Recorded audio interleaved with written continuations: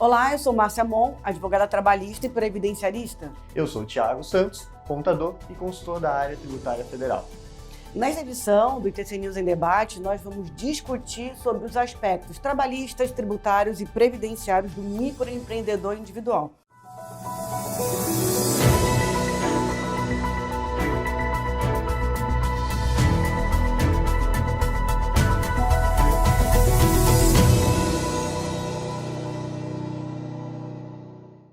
E aí, Thiago, o que falar do MEI? Como é que se constitui? Qual é o regime tributário? Então, Márcia, no Brasil é muito comum pessoas físicas realizarem trabalho de forma informal, principalmente atividade comercial.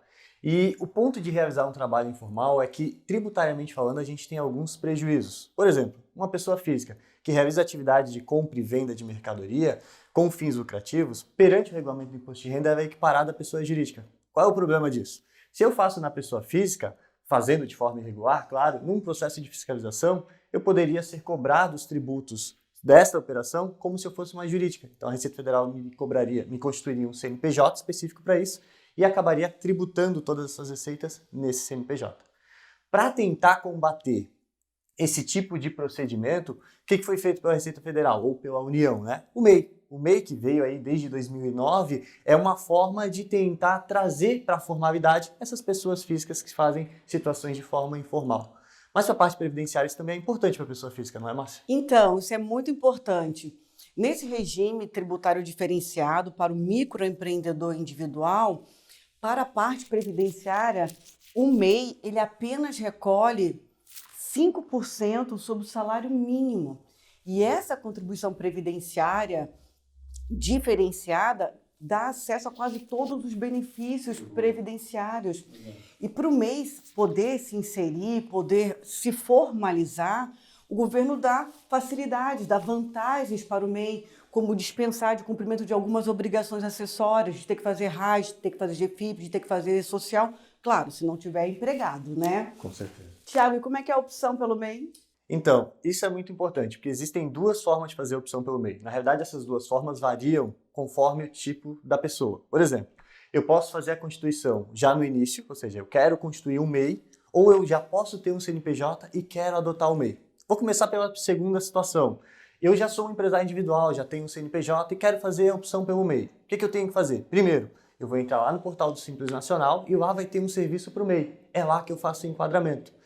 Alguns pontos importantes, Márcia, é que assim, o MEI ele é um regime tributário só para empresário individual, que é uma natureza jurídica específica.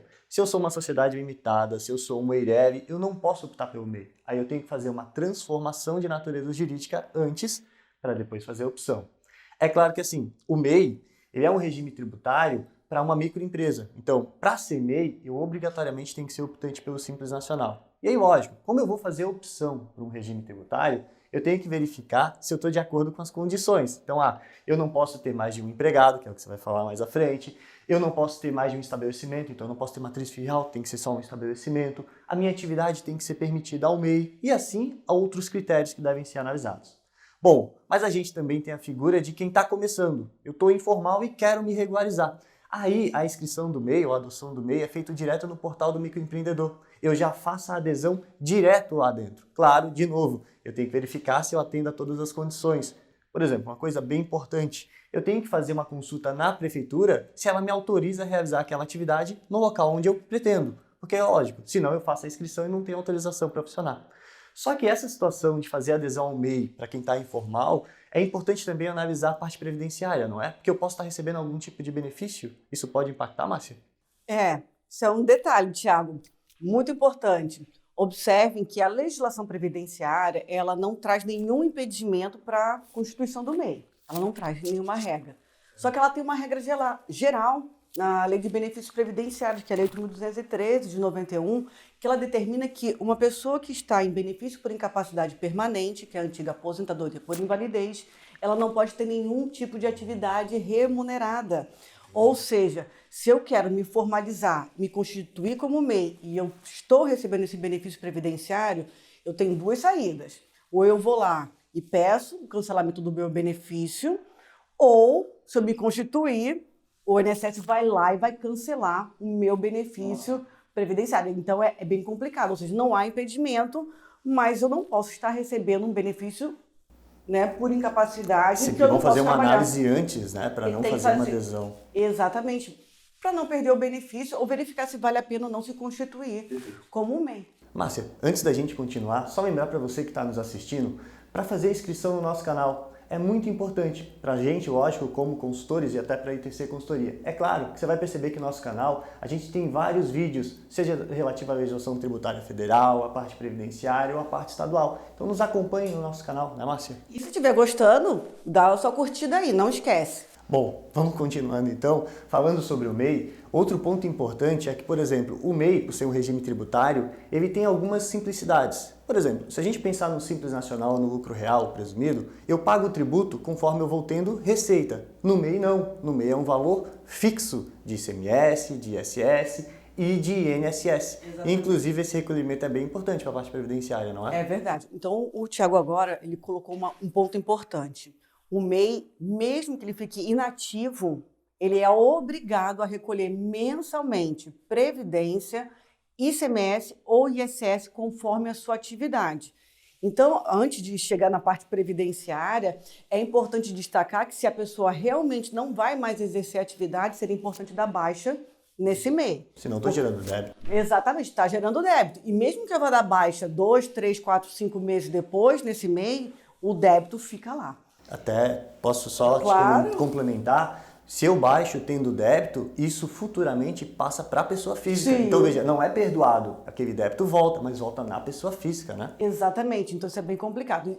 Outro detalhe importante, eu tenho que estar em dia com essas contribuições previdenciárias do MEI, porque vai garantir o acesso aos benefícios previdenciários. Então não há possibilidade de ter inadimplência.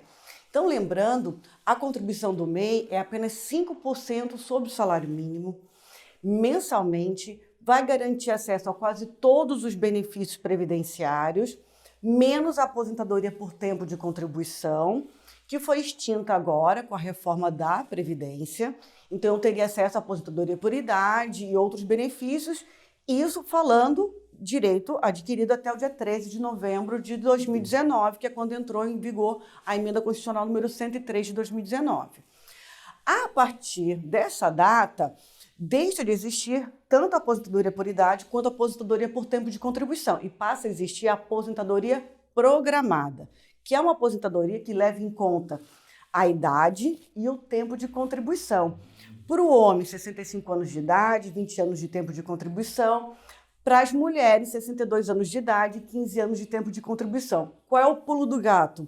Para eu ter direito à contagem para tempo de contribuição, para aposentadoria antiga, de tempo de contribuição, como para a aposentadoria programada, o MEI vai ser obrigado a complementar a sua contribuição previdenciária.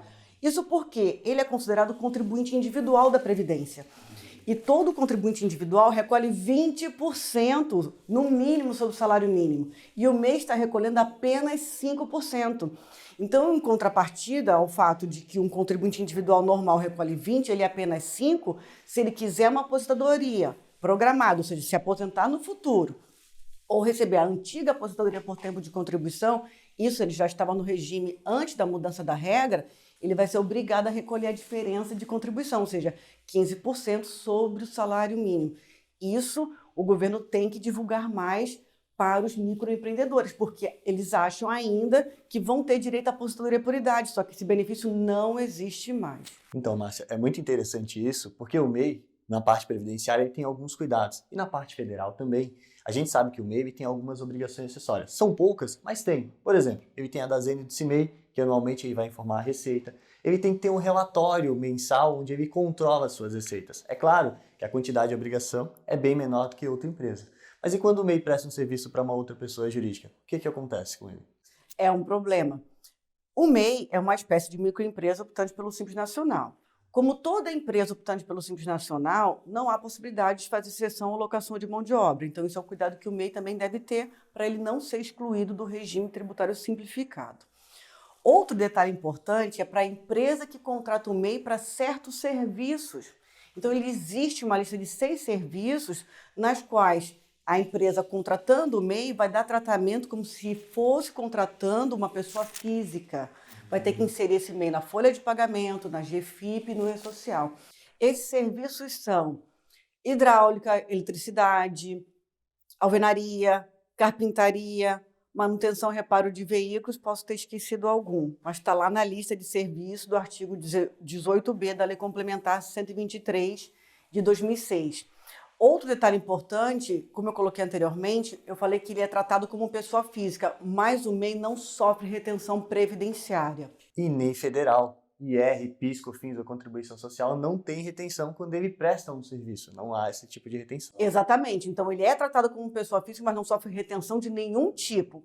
E mesmo que ele preste serviço na condição de pessoa jurídica, também não sofre retenção de nenhum tipo. Ou seja, nem na condição de pessoa física, nem na condição de pessoa jurídica. E a gente já está encerrando esse debate e agora o Tiago vai explicar para a gente como é que se desenquadra do MEI, quais são os efeitos, né, Tiago? Então, Márcia, esse é um outro ponto importante. O MEI, como eu falei, ele é um regime tributário. Então, quando eu faço a adesão a um regime tributário, essa adesão é irretratável para o ano inteiro. Então, se eu quero ser MEI, eu vou ficar o ano inteiro no MEI. Por que isso é importante? Porque para ser desenquadrado, existem duas situações. Ou por opção, eu quero sair, ou porque eu sou obrigado a sair.